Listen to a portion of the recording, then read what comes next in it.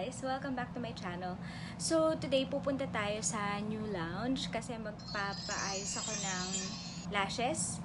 So, mga 3 weeks na yung lashes ko or almost a month na siguro. So, usually ganun ako nagpapaayos ng lashes. Meron silang 3 locations. If I'm not mistaken, alam ko yung pinakauna is in Alabang. Pinakauna yung Alabang, and then they have sa Quezon City, dun sa Sergeant Esguerra. And then meron din sila sa 4. They have 4 kasi they have din sa Green Hills sa San Juan, and then meron din silang isa pa. I think ito yung newest nila, which is yung dun sa Mother Ignacia. So, sa Quezon City din siya. So, all in all, it's 4. They have 4 locations. So, ako, ang branch kung saan ako nagpupunta is New Lounge, Sergeant Esguerra, if not Green Hills. So, meron silang iba't ibang style ng lashes. So, they have this natural lashes, and then they have this prominent lashes. So, sa akin, it's prominent lashes, and then you can choose yung length nung lashes mo.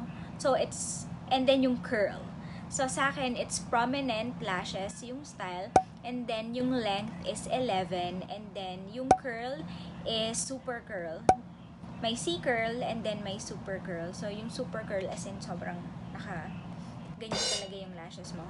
So, yun yung pinili ko kasi yung lashes ko, hindi siya ganun kakapal, pero ano siya, pabagsak siya yung tubo ng lashes ko.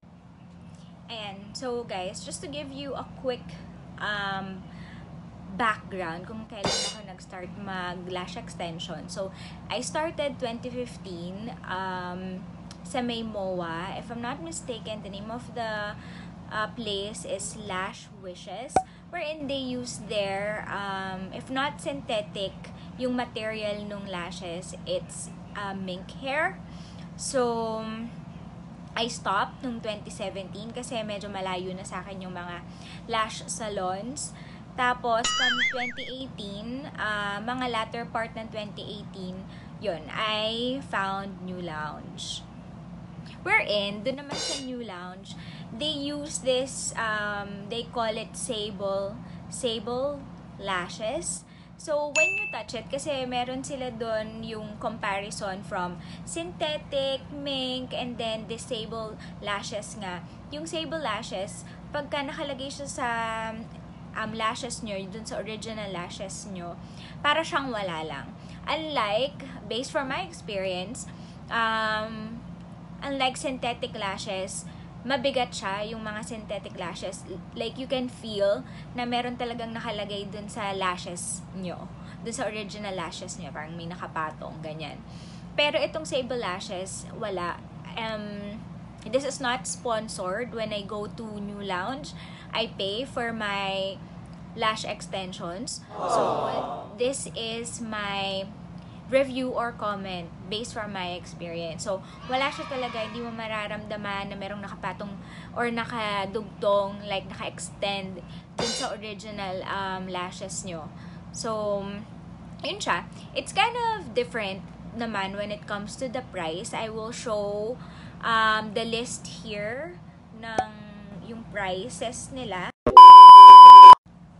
So, if you're wondering, like you're thinking kung sino yung mga good candidates for lash extensions, lahat naman tayo good candidate for lash extensions.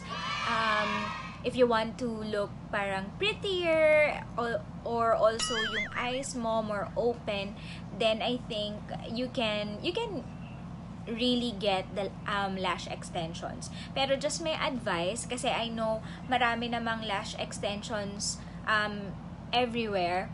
So, just go to a place na reputable. Of course, yung lashes mo, malapit siya sa mata mo.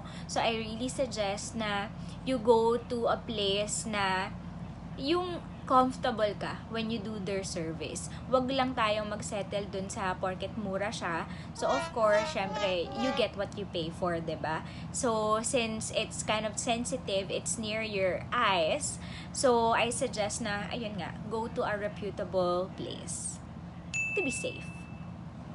Okay, so kung gano'n naman katagal yung process for the lash extension, so it depends. Kung it's your first time na magpalagay ng lash extension, so it could last for like 160 minutes. So, and then, pag naman mga repair, ganyan, can go an hour or under an hour. It depends dun sa gumagawa nung lashes mo. So, dito, I'll put it somewhere here, yung prices nung mga style ng lashes. And then, I'll also put here naman the time, kung gaano katagal yung process. If it's like new lashes, if it's like a repair, or if it's like a refill only. Asking naman like, when should you go back to the salon, to the lash salon? So, it depends din. So, in my case, usually nagtatagal siya ng 1 month kasi this will all go down on the aftercare. Alright? So, kung maingat ka talaga dun sa lashes mo, syempre naman, ingatan mo siya kasi nga, medyo expensive, diba? So, ingatan mo. And then, pero ang advisable is really to go back within 3 weeks. So, para hindi pa marami yung mga nalalagas dun sa lashes mo, I will insert here pictures nung mga different volumes, ganyan, types of lashes and styles. Alright, so if you want to know how I care for my lashes or what's my aftercare routine, how I make it last for a month, so just let me know so I can create a separate video for it. So I'll show you the clips of my experience in New Lounge. I've been there a lot of times na since last year, but this is the first time that I'm filming my experience. So actually, I can't really show you yung how they put the lash extensions kasi I asked and then bawal siya, so hindi siya pwedeng i-film, maybe because of the technique and everything. So syempre, they're just protecting yun. So, yun guys. Pero I'll show you like a few clips of my experience. And then, some photos as well. And also, like a mini tour. What New Lounge Sergeant Esguerra branch looks like. Okay guys, so nandito na ako sa New Lounge. Paakit na ako dun sa place nila. So, 6:51 na.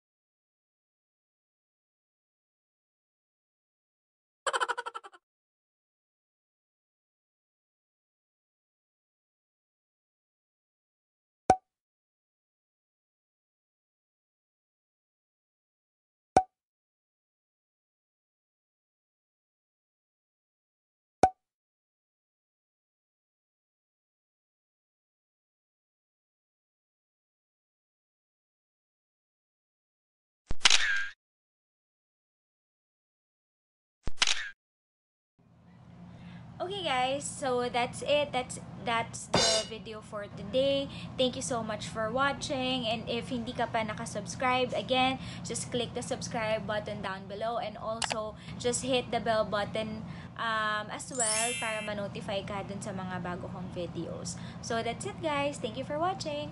Bye!